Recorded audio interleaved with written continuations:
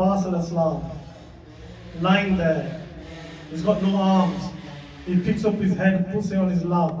He says, "Oh Abbas, you are the one who removes stress from me, distress. Whenever I was distressed, you would remove it. When I see you, I'd be happy inside.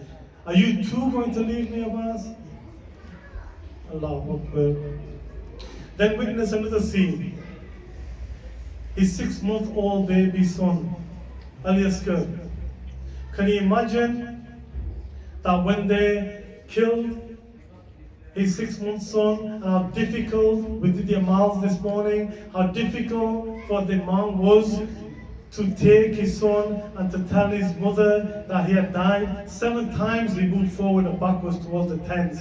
He couldn't have the strength to go. And then witness this, brothers and sisters, how heart-wrenching is this, that he goes behind the tent, he kneels down, he uses his zulfikar to make a small grave so he can put his 6-month-old child into the hot sand. And then when it comes to picking up the sand, he feels how hot it is. And then he's about to put it onto his beautiful son's face. He can't do it, so he turns around and places it on his face. Allahu Akbar. This is not just an Imam, it's also a father. Allahu Akbar. Our Imam is totally drained, physically and mentally. This is now this old man who stood there and he has nobody left now. The opposition start to laugh at him. They say, "Oh Hussain, who have you got now? Who will you send now?" Because they know there's nobody left. But look how patient the Imam is. Imam still says to them, after the mercy that he has, he says, "I'm still giving you a last chance to come over towards the heaven, to understand the message, to understand who I am. I'm the grandson of the Prophet, okay? And you need to understand that you are on the wrong side." But like I said before, no words that fell in their ears, they were deaf. They were deaf. The bellies had eaten so much haram, they did not know the difference between right and wrong. Their hearts have been hardened so much. They had sold the life of heaven for the life of this dunya.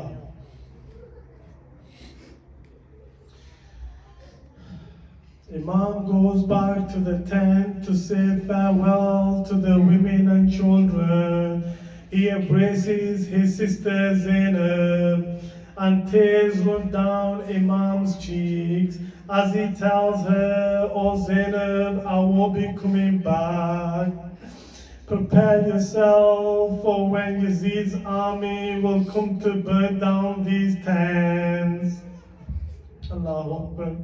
On the way out, he sees his son, Imam Sajjad al-Islam, who's bedridden, he's ill. He goes to say his final farewell to Imam.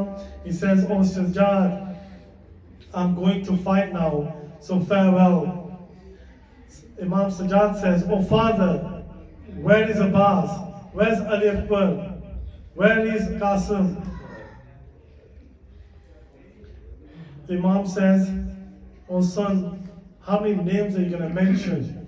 There's nobody left apart from you and me as males. There's nobody else left." Suddenly at that moment, the Imam Sajjad tries to get up. He says, "Baba, let me hold your shoulder. I'm going to get up and I'm going to go for my sword and I'm going to go out to fight." Allahu Akbar. At that time, Imam Hussain Islam says, "Oh son, my dear son, you have a bigger jihad than mine. And I'm leaving you in charge of these women and children. They will be captured and made prisoners. They will be paraded through the towns and courtyards. Be patient, my son, Sajjad, be patient." At that time, he then leaves the tent and then grabs his sword. Imam Hussain mounts onto the horse and says to his horse, one more time, take me into the battlefield. At that moment in time, the horse is not moving. He looks down and sees a 4-year-old Bibi Skina. She's holding onto the legs of the horse. She's saying, "Oh horse, please don't go. I've been witnessing all morning that whoever you took, they never came back. Please don't take my Baba." At that moment, Imam Hussain gets off the horse, he hugs his daughter and says, "Bibi Skina, I need to go. But one more time, I'm giving this opportunity for you to lie and place your head on my chest." For a while there, they are crying and tearful. But then Imam Hussain gets back onto the horse. It's very difficult to explain the next few moments. Imam fights in such a manner that the rest of the army start to move back. It's as though Imam Hussain Islam knows now, I've given everything in the way of Allah. This is it, the final strength I've got, I'm going to use it into this battle. He starts to kill one Yazidi after the other. All of the Yazidis' army start to move backwards. They don't understand where suddenly this strength has come from Imam Hussain Islam. At that moment in time, he shouts out, "Oh Ali Akbar, oh my son, see your old father, look how he's fighting." Then he says, "Oh brother Abbas, I know you are lying there on the river Euphrates, but look at your brother, look how he fights." Allahu Akbar. But then a voice calls out, "Oh Hussein, you stop, you can stop now. You have fulfilled your destiny." And at that moment in time, the Imam stops fighting. Then the opposition Yazidis start to turn around. When they realize that the Imam has stopped fighting, they start going back towards him. At this moment in time, anything they had, they used it against Imam.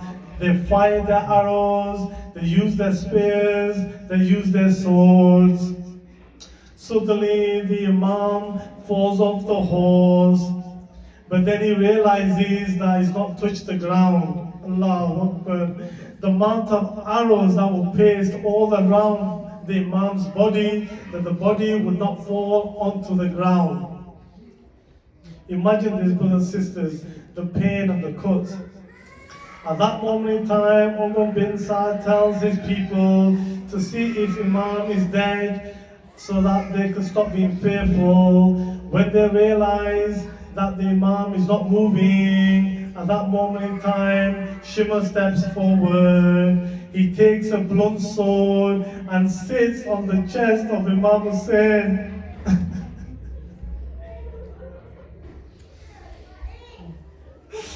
Shimmer sits on the chest of Imam Hussain. And he has a blunt sword in his hand, and it becomes to hit the sword on the neck of the Imam.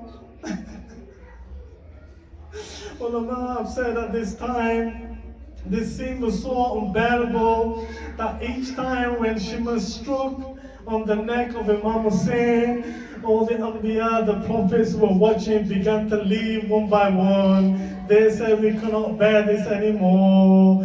And as Shimmer continued to strike, Rasulullah said, "I cannot bear anymore." And he decides to leave. Then at that moment in time, Imam Islam says that, "Oh my son, I cannot watch, I cannot bear anymore." Lifting the gate of heaven was far more easier, and he also leaves. Imam Hassan says, "Oh my brother, I cannot watch anymore," and he leaves. And then Imam Hussain looks up and he doesn't see anybody else there apart from his mother. Bibi Fatma Zahra Islam is still there. And he says, "Are you going to leave me as well?" She says, "Oh my son, I'm not going to leave you. After all, I am your mother."